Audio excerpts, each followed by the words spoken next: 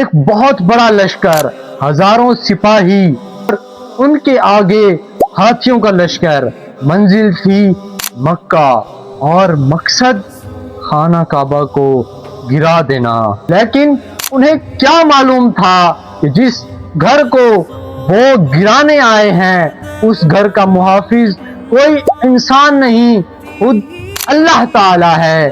آخر اس لشکر کا انجام کیا ہوا اور یہ واقعہ نبی کریم صلی اللہ علیہ وسلم کی ولادت سے کیسے جڑا ہوا ہے؟ آئیے چلتے ہیں تقریباً عام الفیل کے اس حیران کن واقعے کی طرف۔ اس زمانے میں یمن پر ایک حبشی حکمران ابرہہ حکومت کرتا تھا۔ اس نے صنعاء میں ایک بہت بڑی عبادت گاہ تعمیر کروائی۔ اس کا مقصد یہ تھا کہ عرب کے لوگ مکہ کی بجائے اس کی بنائی ہوئی عمارت کی طرف آئیں، لیکن لوگ پھر بھی خانہ کعبہ ہی کی طرف جاتے رہے۔ یہ بات ابرہہ کو پسند نہ آئی، اس کے دل میں غصہ بڑھ گیا۔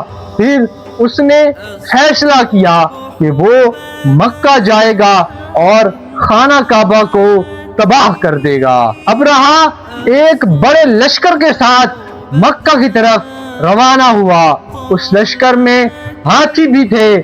عرب کے لوگوں کے لیے ایک غیر معمولی منظر تھا، کیونکہ انہوں نے اس طرح کے لشکر کا سامنا پہلے نہیں کیا تھا۔ جیسے جیسے یہ لشکر مکہ کے قریب پہنچا، لوگ خوف زدہ ہونے لگے۔ مکہ کے پاس پہنچ کر ابرہہ نے وہاں کے لوگوں کے کچھ جانور بھی قبضہ میں لے لیے۔ ان میں حضرت مطلب کے اونٹ بھی تھے۔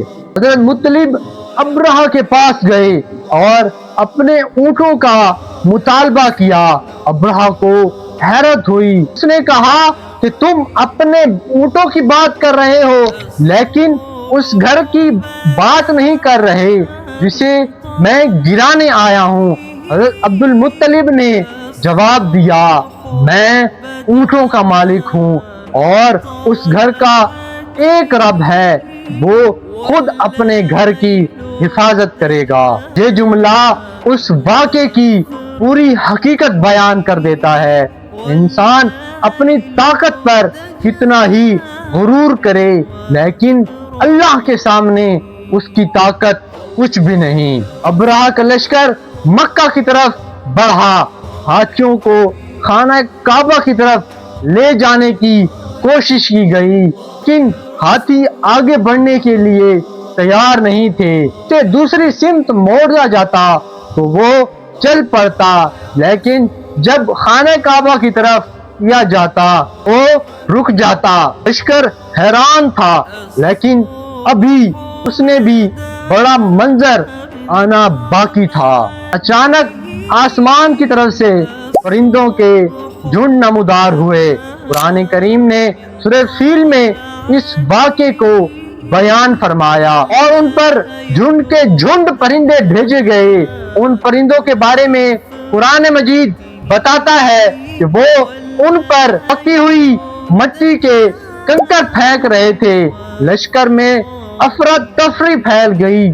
وہ طاقتور فوج جس کا مقصد خانہ کعبہ کو تباہ کرنا تھا خود تباہ ہونے لگی۔ اللہ تعالیٰ نے فرمایا اور انہیں کھائے ہوئے بھوسے کی طرح کر دیا گیا۔ ابرہہ کا لشکر جس غرور کے ساتھ مکہ آیا تھا وہ اپنے مقصد میں ناکام ہو گیا۔ خانہ کعبہ محفوظ رہا اور دنیا نے دیکھ لیا کہ اللہ تعالیٰ جب کسی چیز کی حفاظت کا فیصلہ فرماتا ہے تو بڑے سے بڑا لشکر بھی اس کے سامنے بے بس ہو جاتا ہے۔ یہ واقعہ صرف ایک جنگ کا واقعہ نہیں، اللہ تعالیٰ کی قدرت کی ایک عظیم نشانی تھی۔ اور اسی سال جسے تاریخ میں عام الفیل کہا جاتا ہے، نبی کریم صلی اللہ تعالی وسلم کی ولادت مبارکہ ہوئی۔ یعنی مکہ میں ایک طرف اللہ تعالی اپنے گھر کی حفاظت کا منظر دکھا رہا ہے، اور اسی زمانے میں دنیا کی سب سے عظیم ہستی کی آمد بھی ہونے والی تھی۔ وہ ہستی تھی حضرت محمد صلی اللہ تعالی علیہ وآلہ وسلم۔ اصحاب فیل ہمیں ایک بہت بڑا سبق دیتے ہیں۔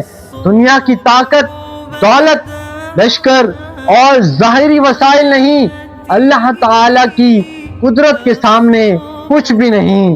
ابرہہ کے پاس ایک بہت بڑا لشکر تھا، لیکن اللہ کے حکم کے سامنے وہ سب بے بس ہو گیا۔